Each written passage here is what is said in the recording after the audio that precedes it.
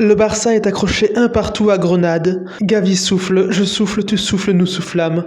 J'explique. Comment le Barça d'abord a dominé, comment s'est-il procuré des occasions, comment Grenade nous a maintenus et comment Grenade est revenu. C'est tout de suite, générique. Les amis, bienvenue sur Espacio Tiempo. Masia, analyse, Barça. Le Barça s'est présenté dans un 4-3-3 inédit avec le retour de Daniel Alves en Liga, avec pour le reste quelques certitudes, une attaque déjà vue la semaine dernière et un milieu de terrain connu. Gavi, lui, faisait son retour après le Covid. Pour dominer l'adversaire, le Barça et Xavi aiment créer des supériorités numériques. Ça commence dès la première relance, avec quand Ter Stegen a le ballon dans les pieds, deux joueurs qui viennent près de lui, forçant les adversaires à soit laisser sortir tranquillement, soit à venir presser sur eux, mais c'est qu'ils laissent de l'espace sur les côtés, pour Alves ou pour Alba. Pour une sortie de balle à partir des défenseurs, Daniel Alves était la clé, et vous le verrez pour d'autres aspects aussi. Il était dans le demi-espace droit, donc c'est un latéral intérieur, un petit peu comme Cancelo à City, et Dembélé, lui, occupait la bande extérieure. Cela avait pour avantage de pouvoir trouver rapidement Dembélé sur le côté, ou si ce dernier était pris, d'avoir la supériorité numérique avec Alves au milieu. Alves donc créait la supériorité numérique au milieu, il était ensuite en soutien pour Dembélé, et il pouvait même créer la supériorité numérique en attaque par ses appels. Pour asseoir sa domination, le Barça récupérait très haut ou très rapidement à la perte du ballon, lui permettant de maintenir l'adversaire dans son camp. Alves, encore une fois, a été très précieux dans ce domaine, il a récupéré énormément de ballons, suite à des ballons contrés par exemple. Sa position lui permettait ensuite de resservir Dembélé ou de rejouer dans l'axe. Pour presser fort, le Barça était en 4-3-3 avec Gavi, Luke et Nico qui pressaient les défenseurs adverses, tandis que Hutkla et Dembélé couvraient les couloirs. En phase de possession, Nico était lui aussi très offensif et proposait des jeux en triangle avec Dembélé et Alves. Fort dans la récupération, bon balle au pied, un peu moins dans la dernière passe, mais c'était quand même un bon match de sa part. Gavi de ce côté avait plus un rôle de régulateur,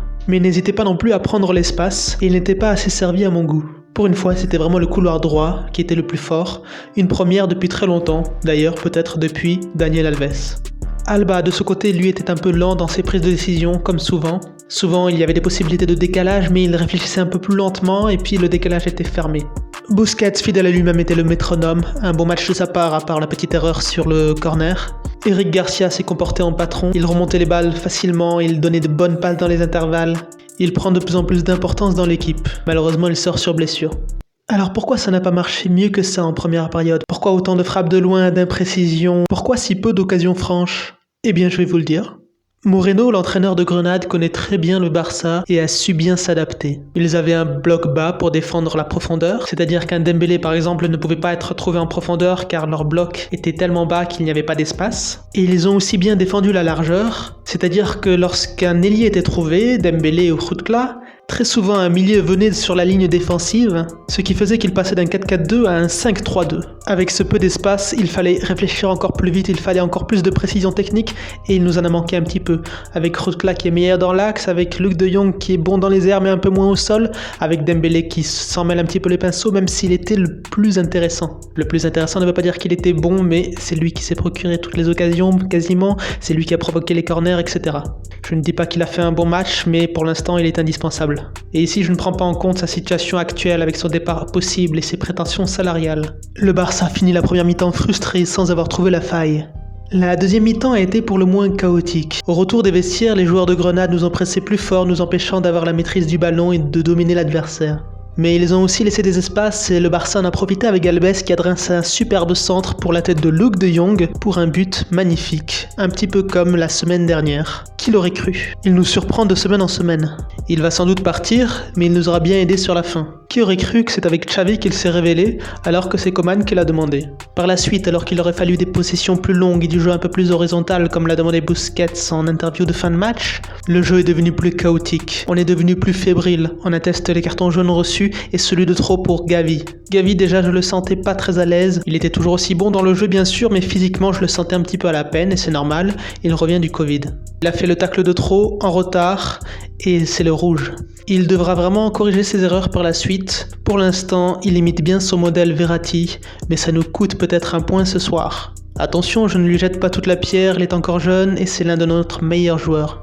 L'Anglais le remplace et montre tout de suite sa fébrilité, il prend un jaune lui aussi 2 minutes après. Piqué lui aussi se montre fébrile et n'est pas loin de l'expulsion. Le coup de grâce viendra avec la blessure d'Alves. On voit qu'il ne peut plus avancer, l'adversaire en profite et provoque un corner. Sur ce même corner, Puerta ira marquer en pleine lucarne face à un Ter Stegen qui n'y peut rien pour cette fois. En fin de match, le Barça ne semblait pas savoir s'il fallait attaquer ou défendre, étant à 10 mais devant quand même gagner. On était plus proche d'un deuxième but pour Grenade que d'une victoire du Barça. Ter Stegen commet son unique faute du match avec une mauvaise relance, mais se rattrape bien avec ce plongeon face à ce lob splendide. Le match se clôt sur ce score de parité. Le Barça piétine et n'arrive pas à rejoindre cette zone de la Ligue des Champions. Mais j'ai pas de doute qu'avec le retour de Pedri et d'Ansu, on y arrivera. Un petit point sur les joueurs, mes tops sont Garcia, Alves et Luc de Jong, si. Nico n'était pas loin non plus. Ter Stegen aussi a été très rassurant dans ses interventions, avec notamment 2 superbes parades. Et on passe au flop du match. C'est essentiellement le flanc gauche avec Alba trop lent dans ses prises de décision, avec Gavi qui doit se gérer et savoir quand il faut tacler ou non, et Ferran Rucla moins à l'aise au poste d'ailier, il manque un petit peu de vitesse et d'agilité. Je le préfère dans l'axe où il a cet instinct du buteur, ce regard du tueur. À présent la parole est au peuple. Et vous, quels sont vos flops et vos tops du match? Je lirai tous vos commentaires et j'y répondrai. À présent, la Supercoupe s'annonce, le Real Madrid nous attend et j'espère que vous serez vous aussi au rendez-vous. Alors abonne-toi, lâche un like si t'as aimé et à bientôt. Ciao ciao.